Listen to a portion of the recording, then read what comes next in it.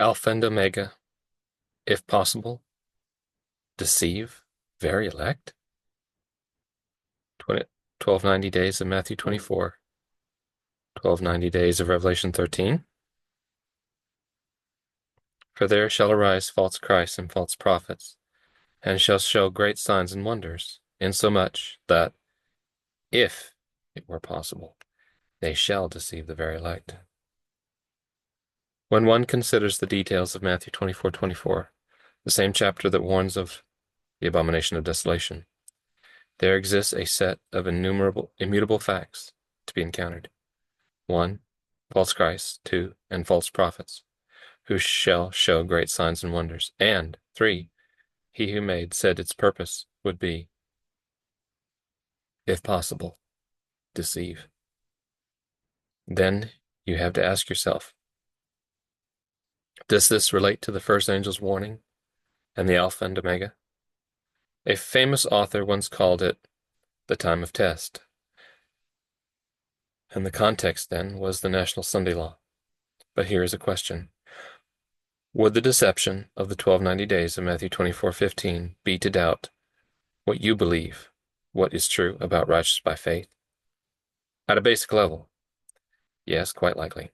It's important to recognize the root of righteousness by faith is eternal righteousness by faith of He who made, John 1:1, Revelation 13:8. This will be discussed. But worse is the emphasis of deception of Matthew 24, where deception is said to be spiritually maxed out, and then is the deception originated in defiance of the first angel and the Alpha and the Omega? Answer: yes, indeed. Otherwise, why do all the world worship the dragon anyway?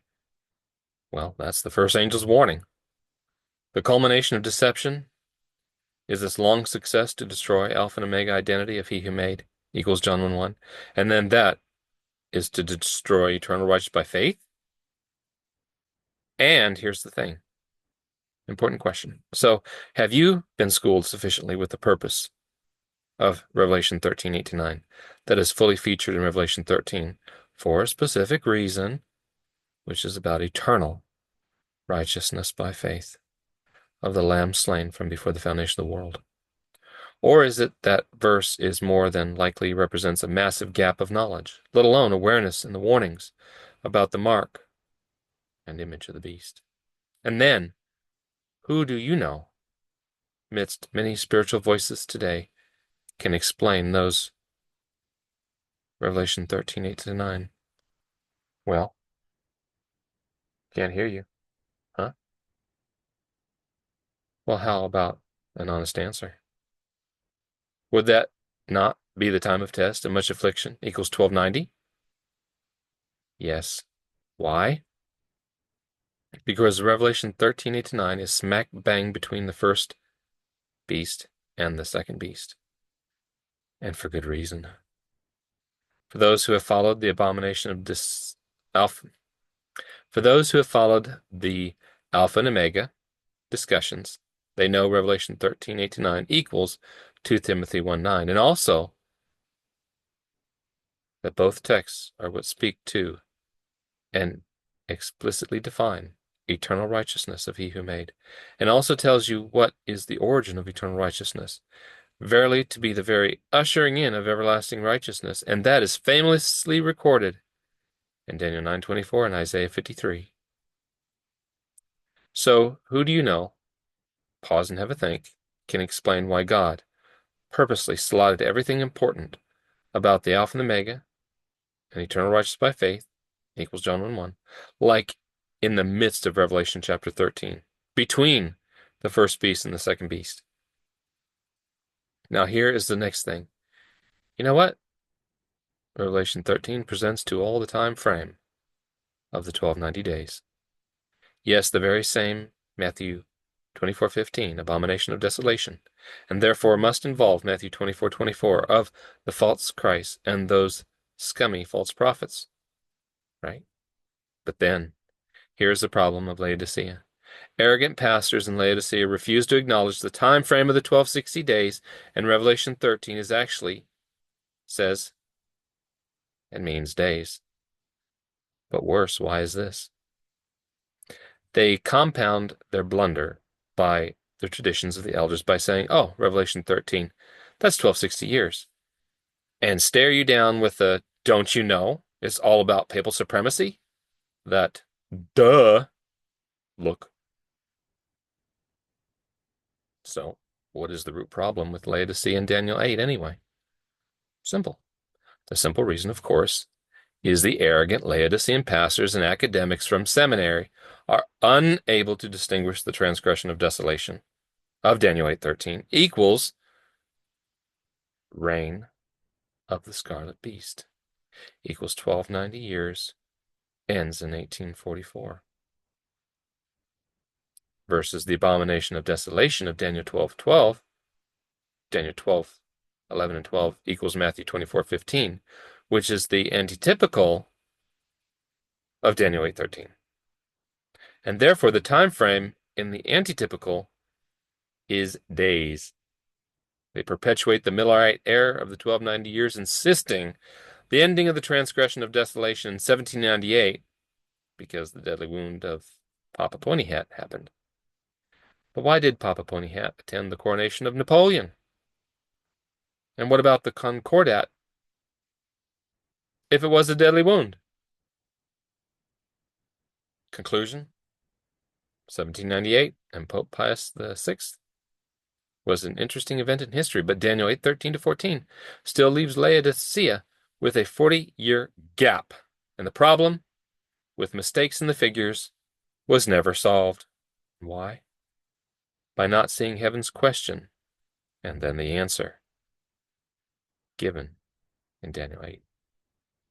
Were the question asked, how long, Admite, would be until the end of the transgression, and the answer, transgression of desolation, equals 1290 years, was unto 2300 days. Then shall the sanctuary be cleansed, equals 1844. Then shall the sanctuary be cleansed. In other words, Laodicea never corrected the 1290 error, equals mistake in some of the figures. Please see the link here. Leaves Laodicea with a 40-year gap in their own evidence. Conclusion from Daniel 8. The time frame of the 1290 years had to end in 1844, not 1798. 46 years short. Reread Daniel 8:13 to 14. The 1290 days of Revelation 13? Yes, it exists. Then the other huge problem, of course, is most, if not all, this problem, Daniel 8:13, is compounded by the surface readers, is because in Revelation 13, they only see the 42 months, equals 1260 days. And when the Millerite error is mentioned, error in the figures still exists. Laodicea goes into huge caution mode because the pastors, elders, and padres say it cannot be so, for they haven't heard any of the such like a change was necessary to be confirmed by the academy or the church paper. Yet Sister White said there was a mistake in some of the figures, and of course, they stare you down in disbelief. Why? Due to traditional rigidity, cannot perceive the antitypical of the transgression of desolation has its apotelismatic fulfillment in Abomination of Desolation equals Matthew 24:15, and do not have eyes to see the biblical evidence that the 1290 days, as described in Daniel 12:11 to 13, would ever exist in Revelation 13. Is that correct? If you are one of those surface readers, don't be shocked. There are many. You would be cringing hearing this, right? So turn off now and go away. Or sit on your seat pensively. Pay attention as to the errors, and then you will begin to realize the reality of a filled spiritual eyesight, because the 1290 days exist in Revelation chapter 13, or it is so. The 1290 days does exist in Revelation 13. Why? Otherwise, Matthew 24:15, where he who made cites Daniel the prophet of a future event, is wrong when it comes to the 1260, 1290, and 1335, right? And so that means, according to Laodicea, Jesus was wrong for including the 1290 days as being the abomination of desolation of Matthew 24:15, equals Daniel 12:11, and equal to Revelation 13?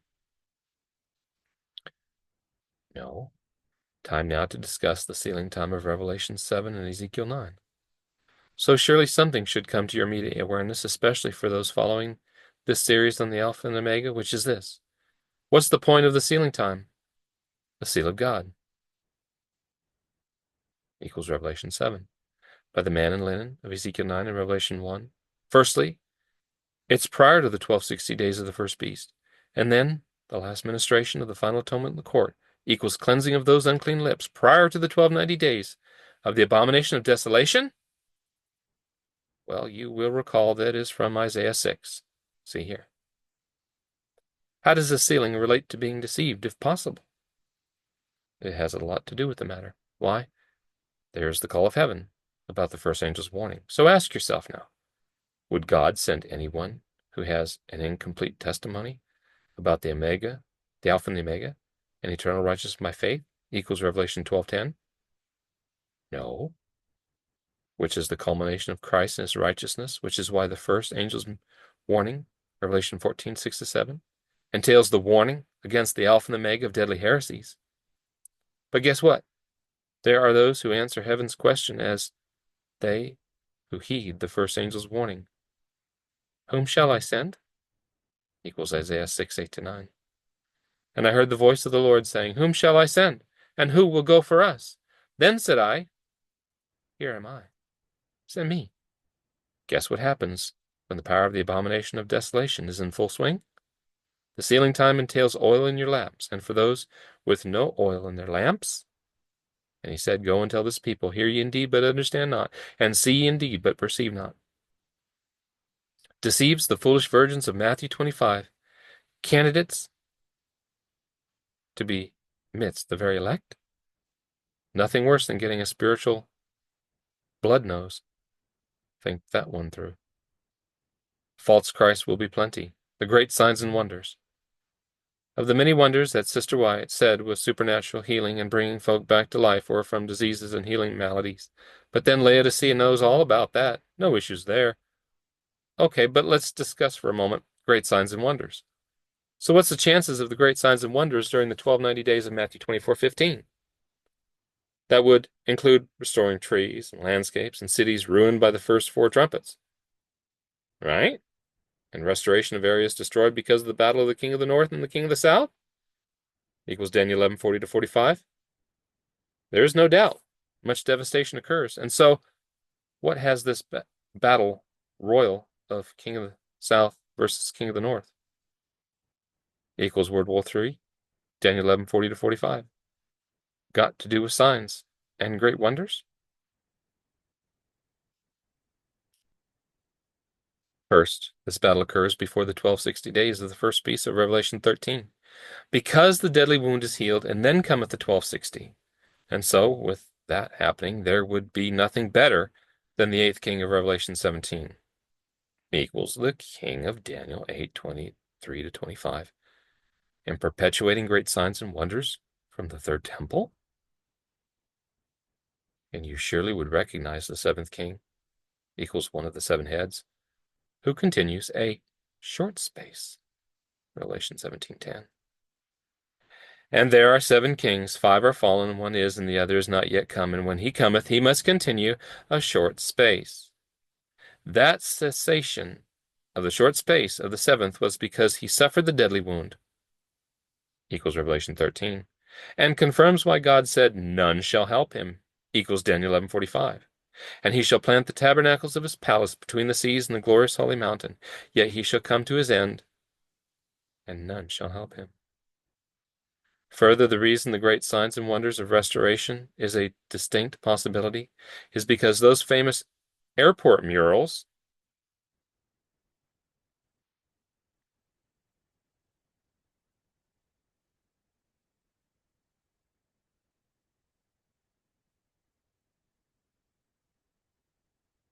show the young folk gathering for a new world of peace, whence weapons of war are turned into plowshares, shears, over an anvil,